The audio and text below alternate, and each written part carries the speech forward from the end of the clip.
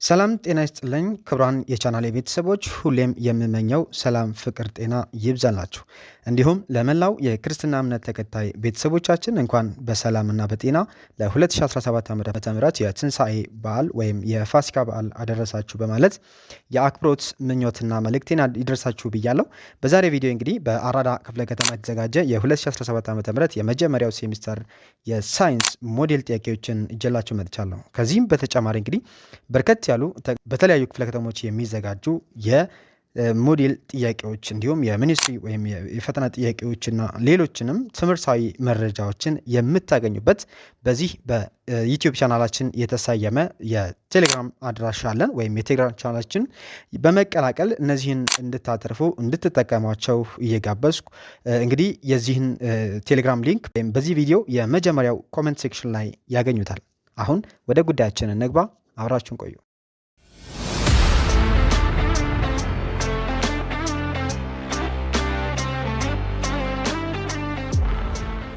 የምትመለከቱት የመጀመሪያው የፈተናው የመጀመሪያ ገጽ ነው። እዚህ ጋር እንግዲህ በአራዳ ክፍለ ከተማ አስተዳደር ትምህርት ጽሕፈት ቤት የስድስተኛ ክፍል አካባቢ ሳይንስ የአንደኛ መንፈቅ ዓመት ሞዴል ፈተና ጥያቄ ነው የሚለው ያው ጥር 2017 ላይ የተዘጋጀ ነው። እዚህ ጋር የተቀመጡት ከስር ትእዛዛት ስለሆኑ የመጀመሪያውን ሴክሽን ብቻ ወስጄ እንትን ያልኩኝ ይሄ እንግዲህ በአራዳ ክፍለ ከተማ የተዘጋጁ ጥያቄዎች ናቸው። እነዚህን እየሰራን ቆይታ እናደርጋለን ማለት ነው። ስለዚህ እነዚህን ጥያቄዎች እንግዲህ መጀመሪያ እናንተ እንድታያቸውና እናንተ እንድትሰሯቸው የመጀመሪያዎቹን ሴክሽኖች በተወሰነ መልኩ ዲስፕሌይ አድርገን እናሳያችሁና ተመልሰን እንገናኛለን ማለት ነው። ስለዚህ በሚቀጥለው ተመልሼ ስመጣ ከመጀመሪያው ጥያቄ ጀምረን እያብራራን ወይም ከመጀመሪያው ጥያቄ ጀምረን የእናንተ መልስ እያያችሁ አብረን በጋራ እየሰራን እንቀጥላለን ማለት ነው። ስለዚህ አሁን ቀጥታ ጥያቄዎቹን ተከታተሉና ተመልሰን እንገናኛለን።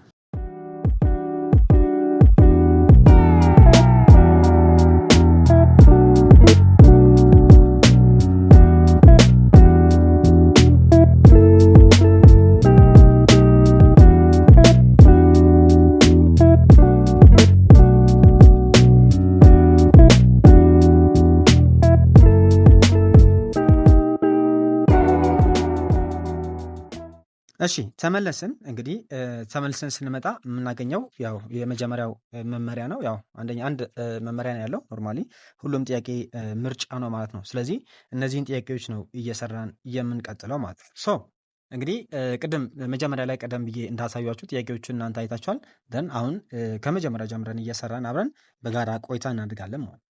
በመሬት ላይ ወይም አንደኛ ጥያቄ ማለት ነው። በመሬት ላይ የሚገኙ ነገሮችን በሙሉ ወይም በከፊል ዝርግ በሆነ ወረቀት ላይ በመስፈርት አማካኝነት በምናደርገው ተመጥነው የሚታዩበት ስዕላዊ መግለጫ ምን ይባላል ነው። ያው እዚህ ጋር በመስፈርቱ የሚቀመጥ ነው። ኖርማሊ ስኬል ተደርገው የሚቀመጡ ማለት ነው። ኖርማሊ ሀ ኮምፓስ፣ ለ ካርታ፣ ሐመርኋ ጂፒኤስ፣ መ ወይም ሉል ነው የሚለው።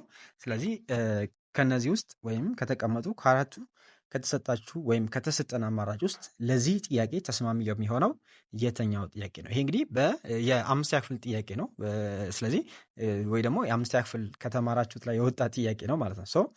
በዚህ ጋር እንግዲህ አምስተኛ ክፍል ትምህርታችሁ ላይ ስለ ካርታ ስትማሩ ወይም የካርታ ምንነት በምትገልጹበት ጊዜ ይህ ማለት እንግዲህ ምንድነው አንድ ነገር የሚገኝበትን ቦታ በሙሉ ወይም ደግሞ በከፊል ዝርግ በሆነ ወረቀት ላይ የሚሰራና የዛን ቦታ የተመጠነ የሚገኝበትን ወይም የሚታይበትን የተመጠነ በሆነ መልክ ወይም ስዕላዊ በሆነ መግለጫ የምናሳይበት መንገድ ካርታ ነው ማለት ነው። ስለዚህ ይሄኛው ጥያቄ ምርጫ መልሳችን ለካርታ የሚለው ይሆናል ማለት ነው። ሁለተኛ ጥያቄ ኢትዮጵያን በስተደቡብ አቅጣጫ የሚያዋስናት ሀገር የቱ ነው ይላል። ኢትዮጵያን ቤት በስተ ደቡብ አቅጣጫ የሚያዋስናት ኢትዮጵያን በስተ ደቡብ ነው። ሀ ኤርትራ ኢትዮጵያን በስተ ሰሜን ታዋስናለች። ለደቡብ ሱዳን፣ ሐመርሃ ኬንያ፣ መ ሱዳን ይላል። እንግዲህ እዚህ ጋር የምንመለከታቸው ሀገራት እዚህ ጋር የምታያቸው ወይም እዚህ ጋር የምንመለከታቸው ሀገራት ኢትዮጵያን በየትኛው አቅጣጫ ያዋስናሉ የሚለውን በቀላሉ የኢትዮጵያን ጎረቤት ሀገራት በተመለከተ እነሱን በዝርዝር ስንመለከት ያየናቸው ስለሆኑ እነዚህን በቀላሉ መለየት እንችላለን ማለት ነው። ኤርትራን ስንል ኢትዮጵያን በስተ ሰሜን በኩል የምታዋስን የኢትዮጵያ ጎረቤት ሀገር ናት። ደቡብ ሱዳን ኢትዮጵያን በስተ ኖርማሊ በስተ ደቡብ ምዕራብ አካባቢ ወይም በስተ ደቡብ ምዕራብ አቅጣጫ ወይም በምዕራብ በኩል የምታዋስን ሀገር ናት። ከዛ ውጪ ኬንያ እናገኛለን። ኬንያ ደግሞ ያው ከኢትዮጵያ በስተደቡብ የምትገኝ የጎረቤት ሀገሯ ናት። ሌላኛው ሱዳን ነው የሚለው ወይም ሱዳን ሲለን ሰሜን ሱዳን የምንለው ወይም ሰሜን ሱዳን ማለት ነው። ሰሜን ሱዳንም ኢትዮጵያን በስተ ምዕራብ አቅጣጫ የሚያዋስን ወይም ኖርማሊ በስተ ምዕራብ ወይም በስተ ሰሜን ምዕራብ አካባቢ የምናገኛት ጎረቤት ሀገር ናት ማለት ነው። ስለዚህ ከዚህ ውስጥ ኢትዮጵያን በስተደቡብ የሚያዋስነው ሀገር ኬንያ ትሆናለች ማለት ነው። አመርሃ። እሺ 3ኛ ጥያቄ ላይ ደረስን።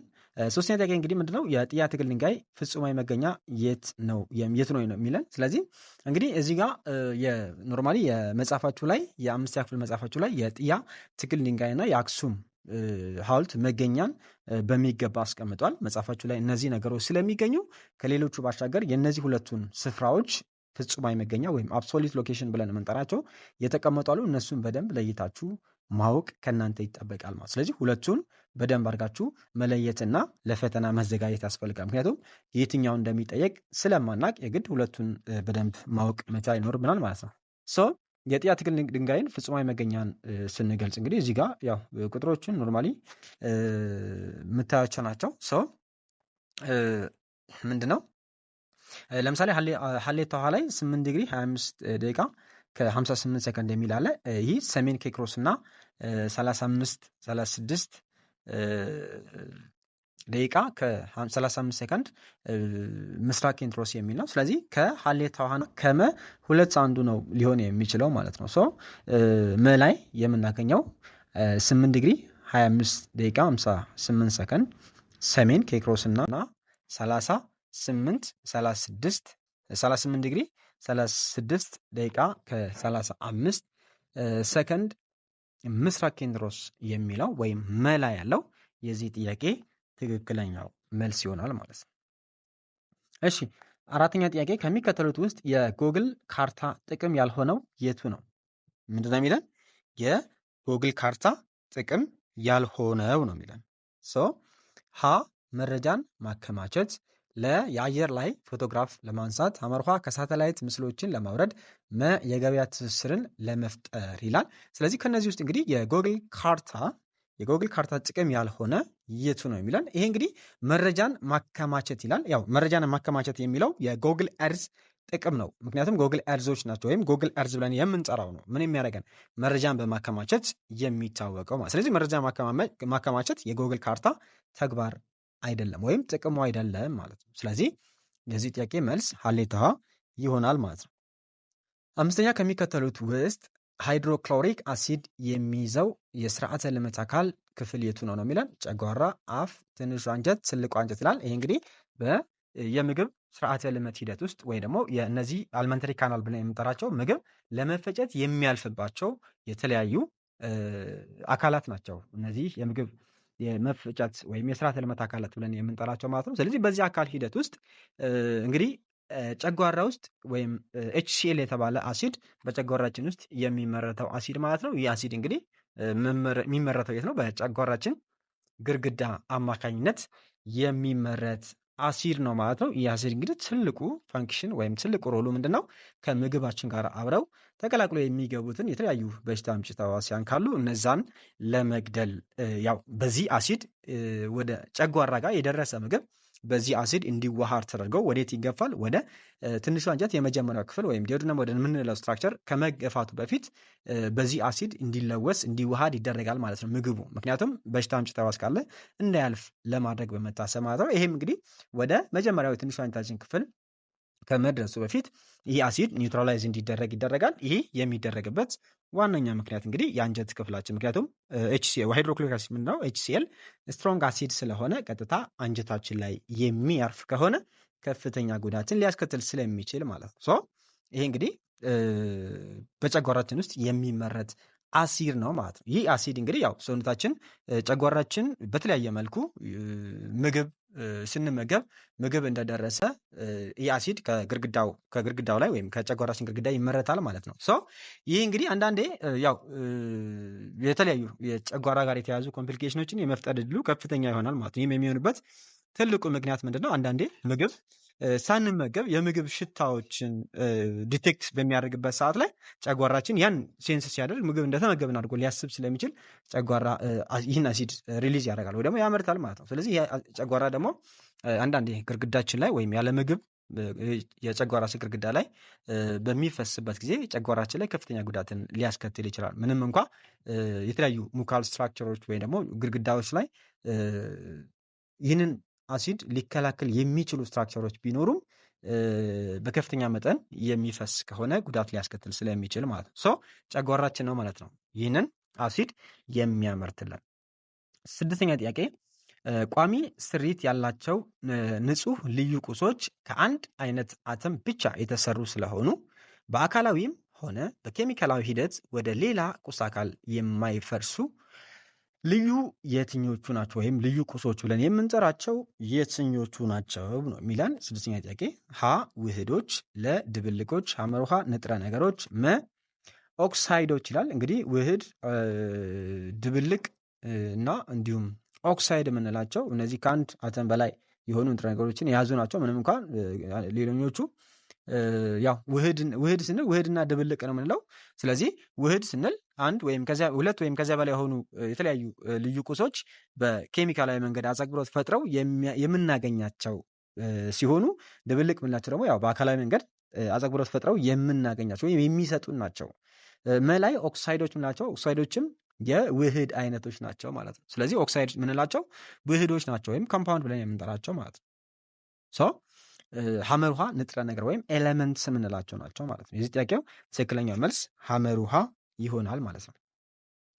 ሰባተኛ ጥያቄ ከሚከተሉት ውስጥ ልዩ ቁስ ውህድ የሆነው የቱ ነው? ልዩ ቁስ ውህድ የሆነው የቱ ነው? ሰባተኛ ጥያቄ ሀ ወርቅ፣ ለ የገበታ ጨው፣ ሐመር ውሃ ብር፣ መዳብ ይላል። እንግዲህ እዚህ ውስጥ የምትመለከቷቸው ልዩ ቁስ ወይም ውህድ ብለን የምንጠራው የገበታ ጨው ወይም ሶዲየም ክሎራይድ እያልን የምንጠራው ቴብል ሳልት ነው ማለት ነው።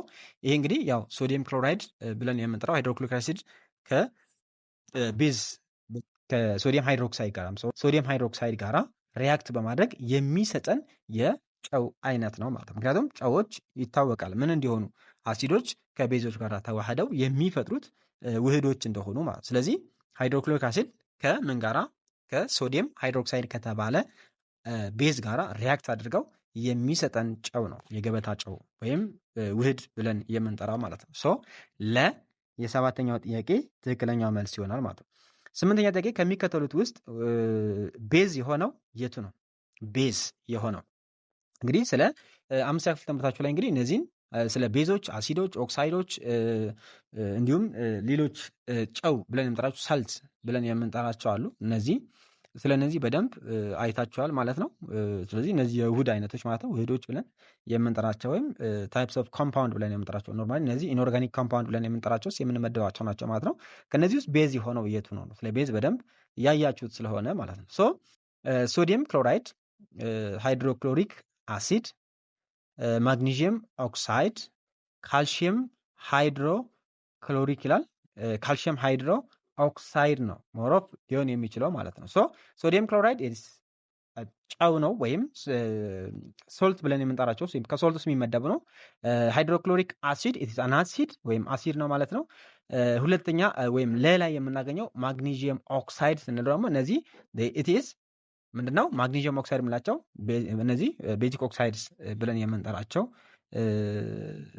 ናቸው ወይም ኦክሳይዶች ናቸው ማለት ነው። ከዛ ውጪ ወይ ደግሞ ይሄ ምንድነው ማግኒዥየም ኦክሳይድ ምን አይነት ኦክሳይድ ነው? ሜታሊክ ኦክሳይድ ብለን የምንጠራው ኦክሳይድ አይነት ነው። ላይ የምናገኘው ካልሽየም ሃይድሮ ኦክሳይድ ነው። ካልሽየም ሃይድሮክሎሪክ ይላል። ኖርማሊ ካልሽየም ሃይድሮ ኦክሳይድ ሊሆን የሚችለው ማለት ነው። ሶ ቤዝ ከሆነ ሞሮፍ ምን ይሆናሉ ማለት ነው? ቤዝ ሲሆኑ ኤሌመንት ከዛ ምን ይሆናሉ ማለት ነው?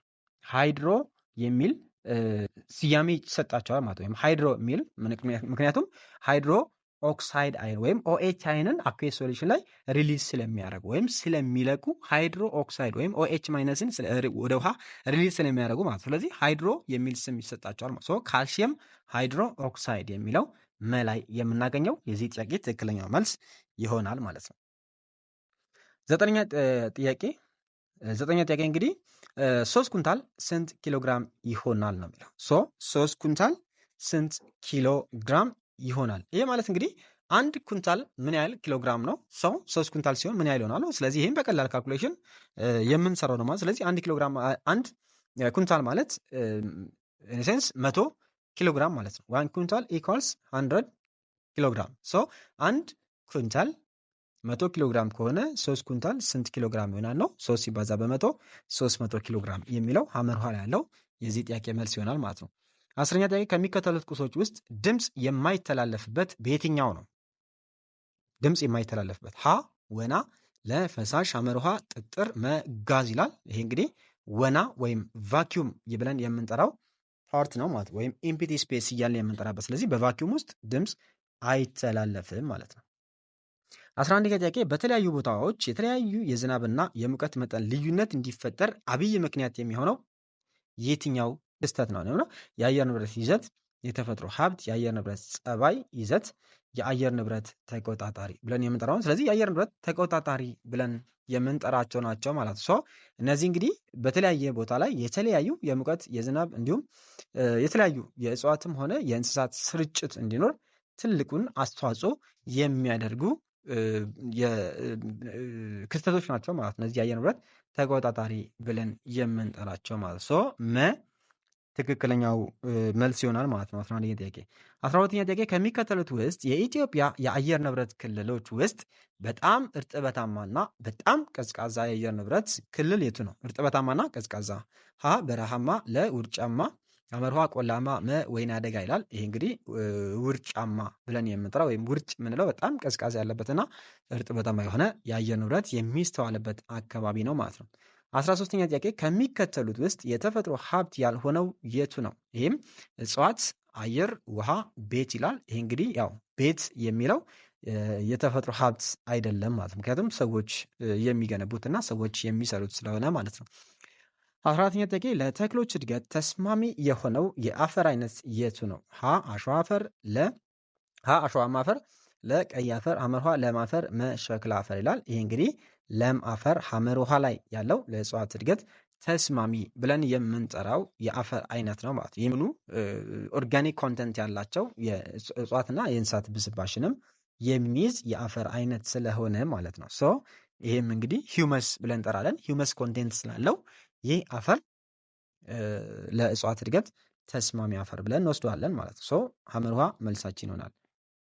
እሺ 15ኛ ጥያቄ 15ኛ ጥያቄ እንግዲህ ከሞቱ የእንስሳት አካላትና ተክሎች አካል የያዘ ብስባሽ የአፈር አይነት ምን ይባላል? ይሄ እዚህ ጋር ቅድም በመጀመሪያ በ14ኛ ጥያቄ ላይ በ14ኛ ጥያቄ ላይ ያነሳው ጥያቄ ነው ማለት ነው። ከሞቱ የእንስሳት አካልና ተክሎች አካል የያዘ ብስባሽ የአፈር አይነት ምን ይባላል ነው። ጭቃ፣ ኮሲ፣ ዜሮ ሶል፣ ሊቶሶ ይላል። ይሄ እንግዲህ ኮሲ በመባል የሚጠራ የአፈር አይነት ነው ማለት ነው። 16ኛ ጥያቄ በካርሳ ወይም በልዑል ላይ ከምዕራብ ወደ ምስራቅ ወይም ከምስራቅ ወደ ምዕራብ የሚሰመሩ የሀሳብ መስመሮች አጠቃላይ ብዛት ስንት ነው ነው የሚለን። ይሄ እንግዲህ ምንድን ነው? እነማን ናቸው? በመጀመሪያ ጥያቄ በካርታ ወይም በልዑል ላይ ከምዕራብ ወደ ምስራቅ ወይም ከምስራቅ ወደ ምዕራብ የሚሰመሩ የሀሳብ መስመር ብለን የምንጠራቸው የኬክሮስ መስመሮች ናቸው። እነዚህ የኬክሮስ መስመሮች አጠቃላይ ብዛታቸው ምን ያህል ነው? ይሄ ማለት እንግዲህ ከምስራቅ ወደ ምዕራብ ወይም ከምዕራብ ወደ ምስራቅ ነው የሚሰመሩት። ይሄ ማለት መሬትን ለሰሜንና ለደቡብ እየከፈሉ የሚሰመሩ መስመሮች ናቸው ማለት ነው። መነሻቸውን የምድር ወገብ ወይም ኢኩዌተር ወይም 0 ዲግሪ በማድረግ የሚሰመሩ መስመሮች ናቸው። ስለዚህ ከኢኩዌተር ወይም ከምድር ወገብ ወደ ሰሜን ምን ያህል፣ ወደ ደቡብ ምን ያህል መስመሮች አሉ የሚለውን በክፍላችሁ በደንብ የተማራችኋቸው ናቸው ማለት ነው። በዚህ ጥያቄ በአጠቃላይ ምድር ወገብ በስተ ሰሜን 90 ከምድር ወገብ በስተ ደቡብ ደግሞ 90 በአጠቃላይ 180 የኬክሮስ መስመሮች አሉ ማለት ነው። ሀሌታ ኋላ ያለው የዚህ ጥያቄ ትክክለኛው መልስ ይሆናል ማለት ነው።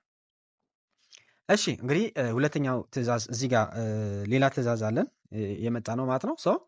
ትዕዛዝ 1 ይላል ከ17 እስከ 19 ባላሉ ጥያቄዎች ስዕሉን መሰረት አድርጋችሁ መልሱ ይላል። እንግዲህ እነዚህን ከ17 እስከ 19 ያሉትን 3 ጥያቄዎች እዚህ ጋር የምትመለከቷቸውን ቋሚና አግዳሚ መስመሮችን በመጠቀም ነው እንግዲህ የምንመልሰው ወይም መልስ የምንሰጥባቸው ማለት ነው። ስለዚህ ያ እንግዲህ ምንድነው እነዚህን መስመሮች በመጠቀም ብዙ ጊዜ የምንገልጻቸው የአንድን ቦታ ወይም የአንድን ነጥብ ምንድነው ፍጹማዊ መገኛቸው ማለት። ስለዚህ ፍጹማዊ መገኛን የተመለከቱ ጥያቄዎች ናቸው ማለት ነው እዚህ ጋር እየሰራን የምንቀጥለው። ሰው ወደ መጀመሪያው ጥያቄ ላምራ። እንግዲህ ይሄን መነሻችን ነው። ይሄኛው እንደ ፒቮታችን አድርገን እችን ጥያቄ መሰረት አድርገን ነው የምንመልሰው ማለት ነው። ሶ 17ኛ ጥያቄ ምንድን ነው የሚለን? በሚከተሉት አግድምና ቋሚ መስመሮች ላይ የፊደል መ ቦታ ፍጹማዊ መገኛ የሆነው የቱ ነው ነው የሚለው። የፊደል መ ሀ 10 ዲግሪ ምዕራብ ኬንትሮስ እና 30 ዲግሪ ደቡብ ኬክሮስ ይላል። ለ30 ዲግሪ ደቡብ ኬክሮስ እና 10 ዲግሪ ምዕራብ ኬንትሮስ ይላል። ሐመርሃ 20 ዲግሪ ሰሜን ኬክሮስ እና 10 ዲግሪ ምስራቅ ኬንትሮስ ይላል። 10 ዲግሪ ሰሜን ኬክሮስ እና 20 ዲግሪ ምስራቅ ኬንትሮስ ይላል። ስለዚህ በዚህ መሰረት የዚች የ17ኛ ጥያቄ ምንድነው የመን ነው የሚገልጸን ማለት ነው። መ ማለት እንግዲህ ይኸው እዚህ ጋር የምትመለከቷት በደቡባዊ አቅጣጫ ወይም ከታች የምናገኛት ፖይንት ናት ማለት ነው። እቺን ፖይንት የምትገኝበት ፍጹማዊ መገኛዋ ስንት ላይ ነው የሚለው ሰው ይህን እንግዲህ የምንሰራው ምንድነው መጀመሪያ ወደ ደቡብና ሰሜን ምክንያቱም ኬክሮሱን መጀመሪያ እንሰራለን ማለት ነው። ስለዚህ ኬክሮሱን ስንገልጽ ከምድረ ገብ መነሻ አድርገን ነው የምንመጣው ማለት። ስለዚህ ከምድረ ገብ ወደ ታች ምን ያህል ሄዷል የሚለውን እንቆጥራለን ማለት ነው። ሶ ከምድረ ገብ ወደ ታች መጀመሪያ መስመሮችን ተከትለን ስንመጣ 0 ዲግሪ ምድረ ገብ አለ 10 20 30 ላይ ነው የምናገኛት። ስለዚህ 30ን ተከትለን እንሄድና ምን እናገኛለን ማለት። ስለዚህ 30 ዲግሪን እንወስድና 30 ዲግሪ ከወሰድን በኋላ ወዴት አቅጣጫ ሄደ የሚለውን ከዛ እንወስዳለን ማለት ነው። ስለዚህ 30 ዲግሪ ወደ ደቡብ ተጉዟል ማለት ነው። ስለዚህ ከምድረ ገብ ወደ ደቡብ 30 ዲግሪ ርቀን ከዛ ደግሞ ምንን እንወስዳለን ማለት ነው። 30 ዲግሪ ሂደን 30 ዲግሪ ሄድ ነው ምን ላይ ሂደን አግድም መስመሯ የት ኬክሮስ ማለት ነው። ስለዚህ ኬክሮስ ብለን እናስቀምጣለን ማለት ነው። ምን እንላለን የመን ፍጹም መገኛ ስንገልጽ የመጀመሪያው 30 ዲግሪ ምን ደቡብ ኬክሮስ እና ከዛ ደግሞ ምን እንሰራለን ኬንትሮስን ደግሞ እንሰራለን ማለት ነው። ኬንትሮስን ስናይ ደግሞ ከግሪኒች ሜሪዲያን ወይም ፕራይም ሜሪዲያን ብለን ከምንጠራው እዚህ ጋር በቢጫ የተሰመረውን መስመር ነው መነሻ የምናደርገው። ምክንያቱም እሱን 0 ዲግሪ እናደርግና ወደ ግራም ወደ ቀኝም እየሄድን ነጥቡ ያለበትን እንፈልጋለን ማለት። ስለዚህ መን ስንመለከታት ወዴት ነው ያለችው? ወደዚህ ወደ ምዕራብ አቅጣጫ ነው የምናገኛት። ስለዚህ ከ0 ዲግሪ ወደ ምዕራብ አቅጣጫ ስንመጣ አንድ እንድሻገርን 10 ዲግሪ ላይ ተከትለን ወደ ታች ስንሄድ መን እናገኛለን ማለት ነው። ስለዚህ 10 ዲግሪ ወዴት? ወደ ምዕራብ ማለት ነው። 30 ዲግሪ ወደ ደቡብ፣ 10 ዲግሪ ደግሞ ወዴት ሄድን? ወደ ምዕራብ ሂደን ምን ላይ? ኬንትሮስ ቋሚ መስመሩን ማለት ነው። ኬንትሮስ ቋሚ መስመሩን ስለዚህ 10 ዲግሪ ኬንትሮስ ላይ እናገኘዋለን ማለት ነው። ስለዚህ የመ ፍጹማዊ መገኛን ስንገልጽ 30 ዲግሪ ደቡብ ምን ኬክሮስ እና 10 ዲግሪ ምዕራብ ኬንትሮስ ይሆናል ማለት። ስለዚህ 30 ዲግሪ ደቡብ ኬክሮስ እና 10 ዲግሪ ምዕራብ ኬንትሮስ። ስለዚህ እዚህ ጋር የምትመለከቱት ለላይ ያለው የዚህ ጥያቄ ትክክለኛው መልስ ይሆናል ማለት ነው። እሺ 18ኛ ጥያቄ 20 ዲግሪ ኬክሮስ እና ሰሜን 20 ዲግሪ ኬክሮስ ሰሜን እና 10 ዲግሪ ኬንትሮስ ምስራቅ የሚገኘው ፊደል የት ነው የሚለን። ስለዚህ ያው 10 ዲግሪ ምስራቅ ኬንትሮስ ላይ የምናገኘው ማለት ነው። 20 ዲግሪ የት እንሄዳለን? 20 ዲግሪ ሰሜን ኬክሮስ 20 ዲግሪ ሰሜን ኬክሮስን እንፈልጋለን ማለት 20 ዲግሪ ላይ ወደ ሰሜን ወደ ላይ ስንሄድ 20 ዲግሪ ላይ የምናገኛት ማለት ሐመር ውሃ ናት። ይኸው ሐመር ውሃ እዚህ ጋር 20 ዲግሪ ላይ ነው የምናገኛት። ምክንያቱም ከዚህኛው ከ20 ዲግሪ ወደ ሰሜን ስንሄድ 20 ዲግሪ ላይ የምናገኘው ፊደል ሐመር ውሃ ነው ማለት ነው። ከዛ ወደ ምስራቅ ስንሄድ ደግሞ 10 ዲግሪ ነው። ከዚህ ከቢጫ መስመር ወይም ከፕራይም ሜሪዲያን ወደ ምስራቅ ስንሄድ 10 ዲግሪ ላይ እናገኛታለን ማለት። ስለዚህ 20 ዲግሪ ሰሜን ኬክሮስ እና 10 ዲግሪ ምን ምስራቅ ኬንትሮስ ብለን እናስቀምጣለን። ስለዚህ የትኛዋ ፊደል ናት ማለት ነው? ፊደል ሐመር ውሃ የምናገኛት መ 18ኛ ጥያቄ መ ይሆናል ማለት ነው የዚህ ጥያቄ መልስ። እሺ 19ኛ ጥያቄ 19ኛን ጥያቄ ስንመለከት የምድር ወገብን የሚያመለክተው ፊደል የቱ ነው ይላል። የምድር ወገብን እዚህ መስመር ላይ እንግዲህ የምድር ወገብ የሚያመለክተው ወይም የምድር ወገብን የሚወክለው የትኛው ነጥብ ነው የሚለው እዚህ ጋር የምታዩት እንግዲህ ፊደል 00 ላይ የምናገኛት ማናት? ለናት ማለት። ስለዚህ ፊደል ለ የምድር ወገብን ታሳያለች ማለት። ፊደል ለ ሐመር ውሃ ፊደል ለ የምናገኛት የት ነው? ፊደል ለን የምናገኛት እዚህ ጋር የት ነው? ሐመር ውሃ ላይ ማለት ነው። ሐመር ውሃ ላይ ፊደል ለን እናገኛለን ማለት ነው። ሶ ፊደል ለ ሐመር ውሃ ያለችው ምንን ታሳያለች? የምድረ ገብን ታሳያለች ማለት ነው። 20ኛ ጥያቄ ከሚከተሉት የምስራቅ አፍሪካ ሀገራት መካከል የባህር በር የሌለው ሀገር የቱ ነው? እነዚህ ጥያቄዎች እንግዲህ በጣም በተደጋጋሚ ፈተና ላይ ወይም የተለያዩ ሞዴሎች ላይም አስተውላለሁ። የተለያዩ ሞዴሎች ላይም እንዲሁ የሚኒስትሪ ጥያቄዎችን ጨምሮ ብዙ ጊዜ በርካታ ቦታዎች ላይ የሚወጡ ጥያቄዎች ናቸው ማለት ነው። እንግዲህ የባህር በር የሌላቸው ሀገራት ከሚከተሉት ውስጥ የትኞቹ ናቸው የሚል ነው ጥያቄው ማለት ነው። ስለዚህ ሀ ላይ ማላዊ እናገኛለን። ለታንዛኒያ፣ ሐመር ውሃ ኬንያ፣ ሶማሊያ ይላል። እንግዲህ እነዚህን ሀገራት ስንመለከት እዚህ ካርታ ላይ ስንመለከት እንግዲህ ይኸው ኬንያም ይኸው እዚህ ጋር እናገኛታለን። ይህም ህንድ ውቅያኖስ ጋራ ቀጥታ እንትን ታገኛለች ማለት ነው፣ ወይም የባህር በር ያላት ማለት ነው። ሶማሊያም እንደዛው፣ ታንዛኒያም እንደዛው የባህር በር ያላቸው ወይም ተጠቃሚ ከምንላቸው ውስጥ የሚጠቀሱ ሀገራት ናቸው። ነገር ግን ማላዊን ስንመለከታት ልክ ያው እንደ ኢትዮጵያ ሁሉ የባህር በር ከሌላቸው የምስራቅ አፍሪካ ሀገራት ውስጥ የምናገኛት ሀገር ናት ማለት ነው። ሶ ሀሌቶ ሀ የዚህ ጥያቄ ትክክለኛው መልስ ይሆናል። 21ኛ ጥያቄ ኦክሲጅንና አልሚ ምግቦችን ለሰውነታችን ሕዋሳት የሚሰራጭበት እንዲሁም ካርቦን ዳይኦክሳይድና ሌሎች ቆሻሻዎች በደም አማካኝነት የሚሄዱበት ሂደት ምን ይባላል ነው? ሀ ትንፈሳ፣ ለ የደም ዑደት፣ ሐመር ውሃ ምጋት ምጋት ይላል። ያው ትንፈሳ ብሪዚንግ ነው። ይህም አየር የማስገባትና የማስወጣት ሂደት ብለን የምንጠራው ነው፣ ትንፈሳ ብለን የምንጠራው ማለት ነው። ስለዚህ ይህም አይደለም። ሁለተኛው ለላይ የደም ዑደት ይላል። ያው ደም በሰውነታችን ውስጥ የተለያዩ ምግቦችን የሚያሰራጭበት እንዲሁም የተለያዩ በሰውነታችን የሚፈጠሩ ዌስት ፕሮዳክት ብለን የምንጠራቸው ወይም ከግንባንደት በኋላ የሚፈጠሩ ሜታቦሊክ ዌስቶች የሚወገዱበት ሂደት ነው ማለት ነው። ሐመር ውሃ ላይ ምጋት ይላል። ምጋት ወይም ኤክስሃሌሽን ብለን የምንጠራው ነው። አየርን ወደ ውጭ የምናስወጣበት ሂደት ነው። መላይ ምጋት ይላል። ምጋትም ደግሞ ምን ማድረግ ነው? ምግት ብለን የምንጠራው አየርን ወይም ኢንሃሌሽን ነው። አየርን ወደ ውስጥ የማስገባ ወይም ኦክሲጅንን የምንወስድበት ወይም አየርን የምናስገባበት ሂደት ምጋት ብለን እንጠራለን ማለት ነው። ሶ ለ የደም ዑደት የሚለው የዚህ ጥያቄ ትክክለኛው መልስ ይሆናል። ከሚከተሉት ውስጥ 22ኛ ጥያቄ ከሚከተሉት ውስጥ በጣም ወፍራም ግድግዳ ያላቸው እና ደምን ወደ ተለያየ የሰውነት ክፍል የሚያሰራጩ የደም ስሮች የትኞቹ ናቸው ነው የሚለን። ደም መልስ፣ ቀጫጭን የደም ስሮች፣ ደም ቅዳ፣ ፕሌትሌቶች ይላል። እነዚህ እንግዲህ በዋናነት ደምን ከልብ ወደ ሰውነት ክፍል በማድረስ የሚታወቁ የደም ቧንቧዎች አርተሪስ ብለን የምንጠራቸው ወይም ደም ቅዳዎች ናቸው ማለት ነው። ደም ቅዳዎች ናቸው። ሰው ሐመር ውሃ መልሳችን ይሆናል። 23ኛ ጥያቄ ከሚከተሉት ውስጥ በኦክሲጅን ያልበለጸገ ደም የሚሸከመው የልባችን ክፍል የቱ ነው? በኦክሲጅን ያልበለጸገ ደምን ማለት ነው። በኦክሲጅን ያልበለጸገ ነው እያለን ያለው ሰው ምንድነው? ቀኝ ተቀባይ ልብ ገንዳ። ይሄ እንግዲህ በኦክሲጅን ያልበለጸገ ደምን ከሚሸከሙት ውስጥ የሚጠቀሰው ነው። በኦክሲጅን ያልበለጸገ ደም በቬና ኬቫ አማካኝነት ከሰውነት ክፍል ሲመጣ የሚቀበለው የመጀመሪያው የልባችን ክፍል ቀኝ ተቀባይ ወይም ራይት ኦሪክል ብለን የምንጠራው ወይም ራይት አትሪየም እያለን የምንጠራው የልባችን ክፍል ነው። ቀኝ ተቀባይ ልበ ገንዳ ብለን የምንጠራው ማለት ነው። ከዛ ለላይ ቀኝ አቀባይ ልበ ገንዳ ይላል። ሶ ለም ቀኝ አቀባይ ልበ ገንዳ። ይህም እንግዲህ ከቀኝ ተቀባይ ልበ ገንዳ ደምን ተቀብሎ ወደ ፓልሞናሪ አርተሪ የሚልከው የልባችን ክፍል ነው። ስለዚህ ይህም ከቀኝ ተቀባይ የሚቀበለው ምክንያቱም ቀኝ ተቀባይ ላይ የሚመጣውና የሚደርሰው ደም ምን ስለሆነ በኦክሲጅን ያልበለጸገ ወይም ኦክሲጅን አልባ ስለሆነ ቀኝ አቀባይ ልበ ገንዳም የሚሸከመው ኦክሲጅን ምን አይነት ኦክሲጅን ነው? ምን አይነት ደም ነው? ኦክሲጅን አልባ የሆነ ደም ነው ማለት ነው፣ ወይም ዲኦክሲጅኔትድ ብለድ ነው። ሰው ሁለቱም ጥያቄ ወይም ሀም ለም መልሳችን ይሆናል ማለት ነው። ምክንያቱም ግራ ተቀባይ ልበ ገንዳ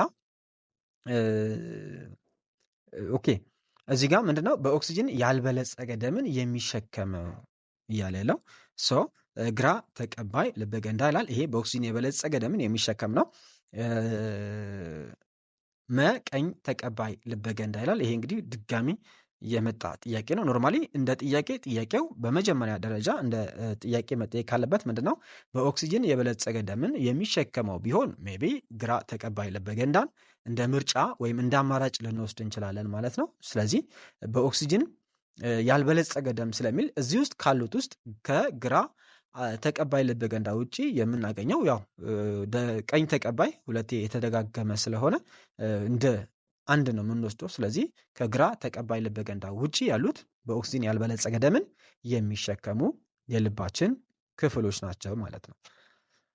24ኛ ጥያቄ ሴቶች ላይ ብቻ በየ28 ቀኑ በከረቤዛ አላስፈላጊ የሆነ ደም የሚወገድበት ተፈጥሯዊ ክስተት ምን ይባላል ይለናል። 24ኛ ጥያቄ ማለት ነው። የወር አበባ፣ እርግዝና፣ ጽንሰት ይላል፣ ውጸት ይላል። እነዚህ እንግዲህ ያው የወር አበባ ብለን የምንጠራው ነው። ያው እርግዝና ብለን የምንጠራው ይሄ ከጽንሰት ወይም ደግሞ ኖርማሊ ከፈርቲላይዜሽን ጀምሮ እስከ ወሊድ ጊዜ ወይም እስከ ወሊድ ያለን ጊዜ ነው እርግዝና ብለን የምንጠራው። ምክንያቱም ጽንስ ከተፈጠረበት ቀን እስከ ልጁ ወይም ጽንሱ እስኪወለድበት ድረስ ያለው ቀን እርግዝና በመባል ይታወቃል። ከዛ ጽንሰት ያው እርግዝና የሚፈጠርበት ወይም ፈርቲላይዜሽን ታይም ብለን የምንጠራው ፈርቲላይዜሽን ነው። ውጻት ነው። ውጻት ደግሞ ያው ኦቭሌሽን ብለን የምንጠራው ነው። ይሄም እንቁላል ከሴቷ እንቁልጢ ወይ ደግሞ ከእንቁላል እጢያው ተመርቶ ወደ ፋሎፒያን ቲዩብ የሚመጣበትን ሂደት የሚያሳይ ነው ማለት ነው። ይሄ እንግዲህ የወር አበባ የምንለው ሀሌታ ያለው የዚህ ጥያቄ መልስ ይሆናል ማለት ነው። እሺ 25ኛ ጥያቄ ከሚከተሉት ውስጥ በጉርምስናና በኮረዳነት ወቅት የሚከሰተው ተፈጥሯዊ ክስተት የሆነው የቱ ነው? ሀ የዳሌ መስፋት፣ ለ የክብደትና የቁመት መጨመር፣ ሐመር ውሃ የድምፅ መጎርነን፣ መ የጡንቻ መዳበር ይላል። እንግዲህ እዚህ ጋር በሁለቱም ጾታ ላይ የሚከሰት ስነ ህይወታዊ ለውጥ የሆነው ነው እያለን ያለው። ምክንያቱም ሁለቱም ላይ አንዱ ላይ ብቻ ያለውን የጋራ የሆነውን ነው መርጠን የምንወስደው ከዚህ ውስጥ ማለት ነው። ምክንያቱም የዳሌ መስፋት በወንዶች ላይ የሚታይ አይደለም፣ የሴቶች ብቻ ነው። የድምፅ መጎርነን በሴቶች ላይ የሚታይ አይደለም፣ ወንዶች ላይ ብቻ የሚከሰት ነው። የጡንቻ መዳበር ይህም በሴቶች ላይ የለም፣ በወንዶች ላይ ሞሮፍ የሚታይ አይነት ስነ ህይወታዊ ለውጥ ነው። ሌላ ያለው የክብደትና የቁመት መጨመር በሁለቱም ጾታ ላይ በከፍተኛ ደረጃ በዚህ የእድሜ ክልል ውስጥ የሚታዩ ወይም የሚስተዋሉ አካላዊ ለውጦች ናቸው ማለት ነው። ስለዚህ ለመልሳችን ይሆናል ማለት ነው። 26ኛ ጥያቄ ላይ ደረስን። 26ኛ ጥያቄ ከሚከተሉት አማራጮች ውስጥ ስለ ልይ ዘር ድብልቅ ትክክል የሆነው የቱ ነው? ስለ ልይ ዘር ወይም ሄትሮጂኒየስ ሜክስቸርስ እያልን የምንጠራቸው ማለት ነው። ስለሱ ልክ የሆነው ወይም ትክክል የሆነው የቱ ነው? በአይን ወይም በአጉሊ መነጽር መለየት አይቻሉም ይላል። ይሄ እንግዲህ ልይ ዘር ከሆነ በቀላሉ በአይናችን ወይም በአጉሊ መነጽር ተጠቅመን መለየት የምንችላቸው የድብልቅ አይነቶች ናቸው ወይም ምንዝሮቻቸውን ማለት ነው። ለላይ አብዛኞቹ ልይ ዘር ድብልቆች ሙሙት ናቸው። ይሄ በፍጹም ሙሙት አይደሉም። አብዛኛው ሙሙቶች ምንድን ናቸው? ዋህድ ዘር ድብልቆች ናቸው ማለት ነው። ሐመር ውሃ የድብልቁ ይዘት ወጥና ተመሳሳይ አይደለም። የስ ወጥና ተመሳሳይ አይደለም። በምንዝሮቻቸው መካከል ልዩነት የለም ይላል። ልዩነት አለ። በቀላሉ በአይናችን ወይም በአጉሊ መነጽር መለየት የምንችላቸው የድብልቅ አይነቶች ናቸው ማለት ነው። ስለዚህ ሐመር ውሃ የዚህ ጥያቄ መልስ ይሆናል ማለት ነው። 27ኛ ጥያቄ ከሚከተሉት ውስጥ ዋህድ ዘር ድብልቅ የሆነው የቱ ነው? ዋህድ ዘር ድብልቅ የሆነው ሀ የአሸዋና የውሃ ድብልቅ፣ ለ የዘይትና የበቆሎ ድብልቅ፣ ሐመር ውሃ የዘይትና የውሃ ድብልቅ፣ መ የጨው ሙሙት ይላል። ስለዚህ የጨው ሙሙት ምንለው ምንድነው? ዋህድ ዘር ድብልቅ። ምክንያቱም ዋህድ ዘር ድብልቆች አብዛኞቹ ምን ስለሆኑ ሙሙት ናቸው ብለን ስለተነሳን ማለት ነው። ስለዚህ መ መልሳችን ይሆናል። 28ኛ ጥያቄ ከጨው አሸዋና ውሃ ድብልቅ ውስጥ ጨውን ብቻ ለመለየት የምንጠቀመው ዘዴ በቅደም ተከተል የሆነው የቱ ነው ይላል። ሀ ማሟሟት፣ ጥልያ፣ ማትነን ይላል። ለ ማቀዝቀዝ፣ ማትነን፣ ጥልያ ይላል። ሐመር ውሃ ማትነን፣ ማሟሟት፣ ጥልያ ይላል። መ ማሟሟት፣ ጥልያ፣ ማቀዝቀዝ ይላል። በዚህ መሰረት እንግዲህ ትክክለኛ ጥያቄ ወይም ትክክለኛ መልሳችን የሚሆነው ምንድነው? በጨውና በአሸዋ እንዲሁም ከውሃ ጋራ ድብልቅ ሆኖ ቢሰጠን ምንድነው የምናደርገው? መጀመሪያ ጨውን በውሃ ምን እንዲሆን እንዲሟሟ እናደርጋለን። ስለዚህ ማሟሟት የመጀመሪያው ስቴፓችን ይሆናል ማለት ነው። ማሟሟት ነው መጀመሪያው የሚሆነው። ስለዚህ እናሟሟለን። ከዛ ካሟሟን በኋላ ደግሞ ምን አለ? የሟሟው ወይም የሟሟው ጨውና የውሃ ድብልቅ እንዲሁም ከዛ በተጨማሪ ደግሞ የማይሟሟው ምን አለ ማለት ነው? አሸዋ አለ ማለት ነው። ስለዚህ የማይሟሟውን አሸዋ ለመለየት ምን እንጠቀማለን? ጥልያን እንጠቀማለን ወይም ደግሞ ቀረራን እንጠቀማለን ማለት ነው። ስለዚህ በዚህ ኮንሰፕት ስንሄድ ጥልያ አለ። ቀረራ ያለበት አማራጭ ካለ ቀረራንም መውሰድ ስለምንችል ማለት ነው እናጠላለን፣ በጥልያ እንጠቀማለን፣ ኦር ደግሞ በቀረራ መጠቀም ስለሚያስችለን ማለት ነው። ሶ ወይም እናቀራለን ማለት ምንድነው? ጨው የጨውና የውሃ ድብልቁ ከአሸዋ ጋር አንድ ላይ ከቀላቀለን ምንድነው የሚሆነው? ስለዚህ አሸዋው ክብደት ስለሚኖረው ሴትል ያደርጋል፣ ወደ ታች ይቀመጣል። ከዛ በኋላ ከላይ ያለውን ጨውና ውሃውን የጨውና የውሃ ድብልቁን ማጥለል ወይም በማቅረር እንችላለን ማለት ነው። ወይም በጥልያ መልክ እናጠልና አሸዋውን በተለየ እቃ በማስቀመጥ ከዛ የሚያልፈውን የውሃና የጨው ድብልቅ ደግሞ እናደርጋለን ማለት ነው። ኢቫፖሬት እናደርጋለን ወይም እናተነዋለን፣ በትነት እንለያለን ማለት ነው። ስለዚህ ሀሌታ ውሃ የዚህ ጥያቄ መልስ ይሆናል ማለት ነው። 29ኛ ጥያቄ ከሚከተሉት መካከል የጉልበት መለኪያ አሃድ የሆነው የቱ ነው? የጉልበት መለኪያ አሃድ ወይም ጉልበትን በምን እንገልጻለን ነው? ኪሎ ሜትር፣ ኒውተን ይላል፣ ጁል ይላል፣ መላይ፣ ቮልቴጅ ይላል። ስለዚህ ከዚህ ውስጥ ያው ኪሎ ሜትር ርቀትን ነው የምንለካው ማለት ነው። ኒውተን ፎርስን የምንለካበት ነው ወይም ኃይልን የምንለካበት ነው። ጁል ብለን የምንጠራው የጉልበት ወይም ኤነርጂን የምንለካበት አሃድ ነው። ስለዚህ ሐመር ውሃ መልሳችን ይሆናል ማለት ነው። ስለዚህ ሐመር ውሃ ጁል የሚለው ትክክለኛው መልስ ነው። እሺ 30ኛ ጥያቄ ላይ ደረስን። 30ኛ ጥያቄ ቀላል መኪና ስራን ለመስራት የማይረዳው ወይም የማይጠቀመው የቱን ነው የሚለው? ሀ ኃይል ያበዛል፣ ጉልበት ያበዛል። ሐመር ውሃ ፍጥነት ይጨምራል። የኃይልን አቅጣጫ ይቀይራል ይላል። ያው የኃይልን አቅጣጫ ይቀይራል የሚለው ላይ ያለው ቀላል መኪና ስራን ለመስራት የማይረዳው ነው ማለት ነው። 30ኛ ጥያቄ ከሚከተሉት አንዱ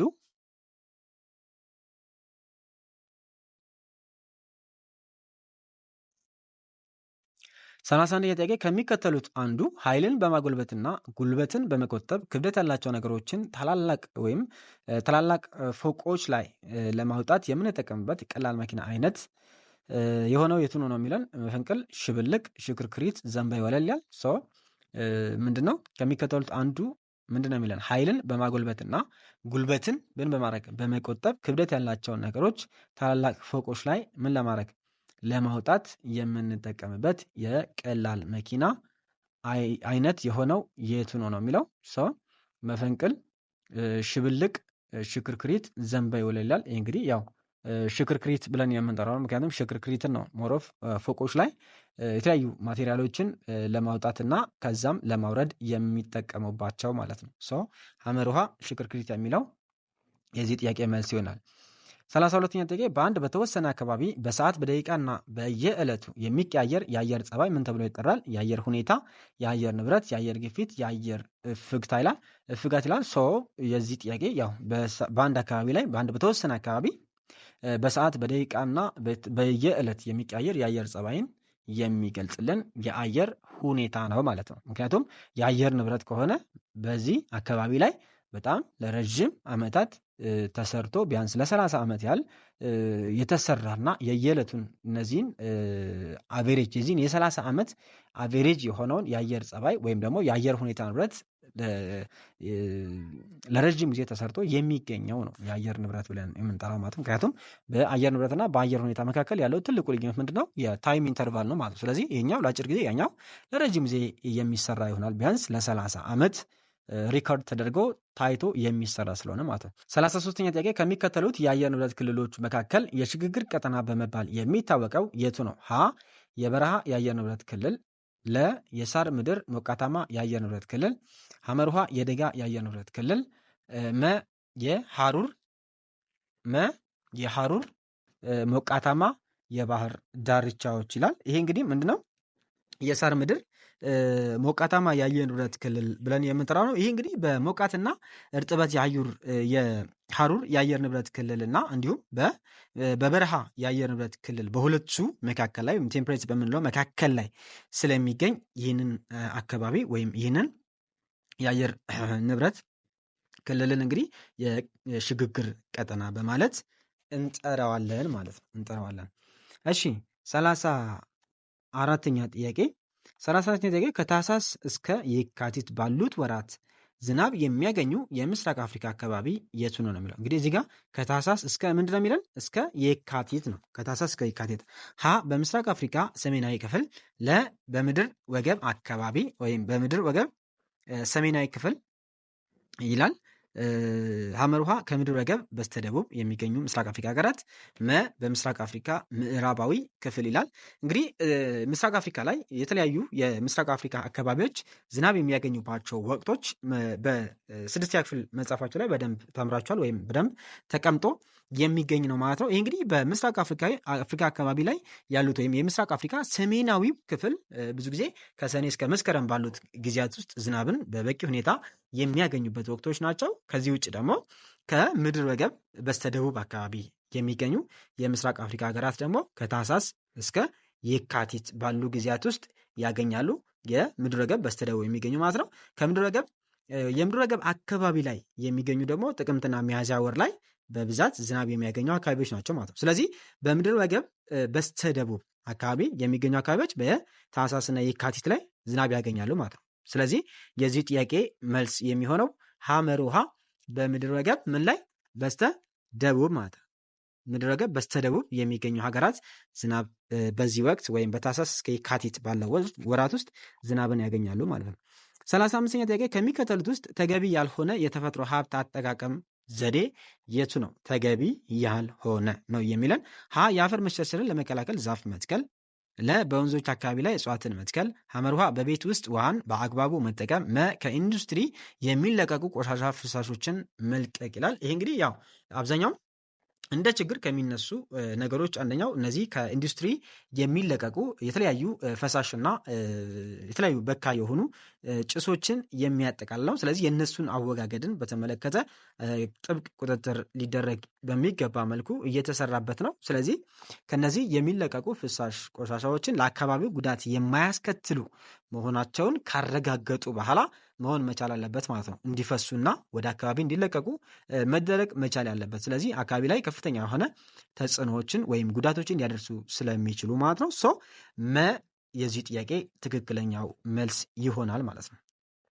36ኛ ጥያቄ ላይ ደረስን። ከሚከተሉት አማራጮች ውስጥ ስለ አፈር መሸርሸር መንስኤ ያልሆነው የቱ ነው?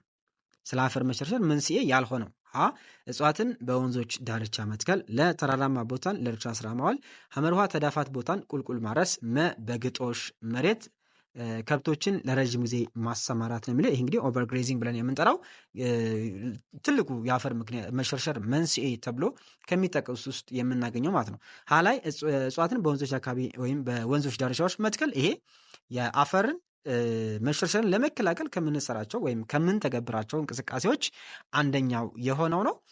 ለላይ ተራራማ ቦታን ለእርሻ ስራ ማዋል ነው። ይሄ እንግዲህ ዳገታማ የሆኑ ቦታዎች ሞሮፍ ብዙ ጊዜ ለጎርፍ ለመሸርሸር ተጋላጭነታቸው ከፍተኛ ስለሆነ እነዚህ አካባቢዎች ብዙ ጊዜ ያው ሀገራችን ላይ ባለው የመሬት ጥበት ምክንያት ይሁን እንጂ እነዚህ ቦታዎች ለእርሻ ስራ ማዋል መቻል የለባቸውም። ሞሮፍ ለእርሻ ስራ ከማዋል እነዚህ አካባቢዎች በእጽዋት ተሸፍነው እንዲቆዩ ማድረግ ቢቻል በጣም የተሻለና የሚመከር ነው ማለት። ስለዚህ እነዚህም ለእርሻ ስራ ማዋል ተገቢ አይደለም። ሐመር ውሃ ተዳፋት ቦታን ቁልቁል ማረስ ነው። ተዳፋት ቦታዎችን እነዚህንም ቁልቁል ከማረስ ያው አግድም ማረስ የተሻለ ነው ማለት ነው። ስለዚህ ቁልቁል ማረሱ ተገቢ አይደለም ነው።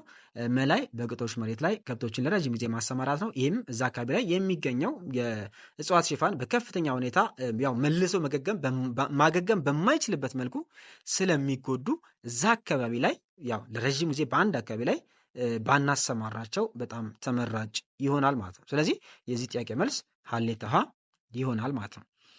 37ኛ ጥያቄ ካምቢሶል እና ላቪሶል የሚባሉ የአፈር አይነቶች የሚገኙበት የምስራቅ አፍሪካ ሀገር የቱ ነው ነው? ስለዚህ ካምቢሶል እና ላቪሶል ነው የሚለው 37ኛ ጥያቄ። ስለዚህ እነዚህ የአፈር አይነቶች እንግዲህ በኢትዮጵያ የሚገኙ የአፈር አይነቶች ናቸው ማለት ነው። 38ኛ ጥያቄ የአፈር መሸርሸርን ለመከላከል እጽዋት አልባ በሆነ መሬቶች ላይ የዛፍ ችግኞችን የመትከልና የመንከባከብ ተግባር ምን ይባላል ነው? ድነና፣ ዳግም ድነና፣ የእርከን መስራት ወይም እርከን ስራ እንዲሁም ጣምራ የደን እርሻ ነው የሚለው። ስለዚህ የ38ኛ ጥያቄ ትክክለኛ ሆኗል። ያው ዛፎች ወይም ዛፍ አልባ የሆነ ወይም በዛፎች ያልተሸፈነን መሬት ወይም ባዶ የነበረን መሬት በእጽዋት የመሸፈን ሂደት ድነና ብለን የምንጠራው ነው ማለት ነው። ወይም አፎሬስቴሽን ብለን የምንጠራው ማለት ነው። ዳግም ደነና ሪፎረስት ነው የምናደርገው ወይም ከዚህ በፊት በእጽዋት ተሸፍኖ የነበረና በሆነ ዲዛስተር ወይም በሆነ አጋጣሚ እነዛ የእጽዋት ሽፋኖችን ያጣ ቦታ ከሆነ ያንን መልሶ እንደገና የመትከል ወይም መልሶ እጽዋትን የማብቀል ሂደት የሚከናወንበት ተግባር ነው ማለት ነው ዳግም ደነና ብለን እንጠራው።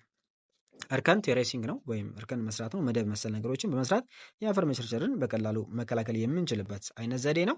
ጣምራ የደን ስራ ይህም እንግዲህ ከተለያዩ ከእንስሳት እርባታ እንዲሁም ከእርሻ ስራ ጎን ለጎን የተለያዩ የእጽዋት ችግኞችን የማፍላት የማብቀል የመትከልና የመንከባከብ ተግባራት የሚስተዋሉበት የስራ ወይም ዘርፍ ነው ማለት ነው። እሺ 39ኛ ጥያቄ በሶማሊያ በዋናነት የሚገኘው የማዕድን አይነት የሆነው የቱ ነው? በሶማሊያ ሀ ብረትና ኒኬል፣ ለ የተፈጥሮ ነዳጅና ወርቅ፣ ሐመር ውሃ እብነበረድና ማይክ ወይም ማይካ ማለት ነው። መ አልሙኒየም እና ሸክላ አፈር ነው የሚለው።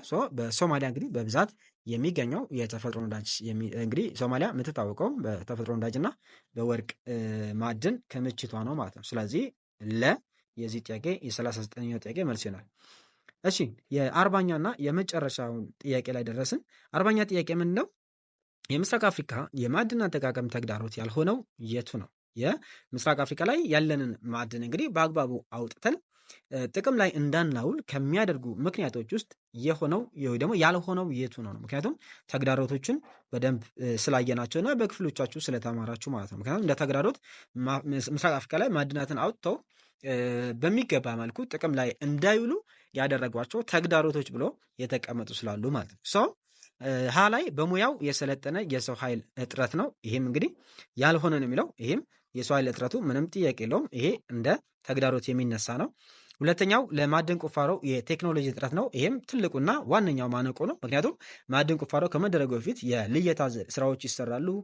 አንዳንድ ሰዎች በአካል ብዙ ጊዜ ሰዎች በአካል እዛ ቦታ ላይ ተገኝተው ቦታዎችን በደንብ አሰስ ለማድረግ በከፍተኛ ስለሚያስቸግር እንግዲህ እነዚህን ቦታዎች በርቀት ሆኖ የመለየትና እነዛ ቦታዎች ላይ ሲገኙ እንኳን እዛ ቦታ ላይ ቀርበው የመቆፈርና የማውጣት ሂደት ላይ በጣም እጅግ ከፍተኛ የሆነ የቴክኖሎጂ እጥረት ይስተዋላል ማለት ነው። ይህ እንግዲህ አንደኛው እንደ ተግዳሮት የተቀመጠ ነው። ሁለተኛው ከፍተኛ የሀገር ውስጥ ፍላጎት ነው። ይህም እንግዲህ በፍላጎት ደረጃ የሀገር ውስጥ ፍላጎቱ እውነት ለመናገር እጅጉኑ አናሳ ነው። ስለዚህ አነስተኛ የሆነ የሀገር ውስጥ ፍላጎት ነው እንደ ተግዳሮት የሚነሳው ማለት ነው። መላይ በቂ የመሰረተ ልማት አለመኖር ነው። መሰረተ ልማት ብለን የምንጠራቸውም እንደዚሁ እነዚህ መሰረተ ልማቶች ወይም በቂ የሆነ መንገድ በሁሉም አቅጣጫ ገብቶ እነዚህን ማዕድናትን በነፃነት ለመፈለግና የሚገኙት ቦታ አውጥቶ ለመጠቀም የመሰረተ ልማት አለመኖሩም እንደ ማነቆ ወይም እንደ ተግዳሮት ከተቀመጡት ውስጥ የምናገኘው ነው። ስለዚህ ከፍተኛ የሀገር ውስጥ ፍላጎት መኖር የሚለው ይሄ ያልሆነ ወይም ትክክል ያልሆነ ነው። ምክንያቱም የሀገር ውስጥ ፍላጎቱ ምን ስለሆነ በጣም አነስተኛ የሀገር ውስጥ ፍላጎት ስላለ ማለት ነው። ይህም እንግዲህ አንደኛ በሙያው ሰዎችም እዛ በዚህ ሙያ ላይ ኢንቮልቭ ለማድረግ ያላቸው ፍላጎትም አነስተኛ መሆኑ እንደ ትልቅ ተግዳሮት የተቀመጠ ነው እንጂ ፍላጎቱ ከፍተኛ መሆኑና መኖር የሚለው ሳይሆን አነስተኛ መሆኑ እንደ ተግዳሮት ይነሳል ማለት ነው። ስለዚህ 40ኛ ጥያቄ ሐመር ውሃ ትክክለኛው መልስ ይሆናል ማለት ነው። ስለዚህ እነዚህን ይመስላሉ እንግዲህ ለዛሬ ያስኳቸው የሳይንስ ጥያቄዎች ማለት ነው። ስለዚህ ሌሎችንም እንግዲህ እየሰራሁ ነው በማትስም በእንግሊዝኛም ሌሎች ሳብጀክቶችንም በዚህ ቻናል ስር እየሰራሁበት ይገኛለሁ ማለት ነው። እንዲሁም ሌሎች የተለያዩ ጥያቄዎችንም በዚህ ስር ላይ ለማምጣት ለማካተት ጥረት እያደረግኩኝ ነው። እንግዲህ እነዚህን ስራዎችን እየተመለከታችሁ በርታ አይዞክ ለምትሉኝ እጅግ ትልቅ ክብር አለኝ። ከልብ አመሰግናለሁ። እንዲሁም ሌሎችንም ተጨማሪ ምን አይነት ስራዎች ምን አይነት ነገሮች ቢጨመሩ ሞሮፍ እየተሻለ ይሆናል የሚለውን በዚህ ኮሜንት ላይ ስራዎችን እያያችሁ መስተካከል ያለባቸውንም ቦታዎች ላይ በደንብ ሳይት በማድረግ በጥያቄዎች ላይም ችግሮች ካሉ ስህተቶች ካሉ ያየንባቸው ያያችሁበትም የተለየ መንገድ ካለ እነሱንም በኮሜንት ላይ አድረስ አድርጉን። በሚቀጥለው ቪዲዮ አገኛቸዋለሁ። እስከዛ ቸር ቆዩልኝ።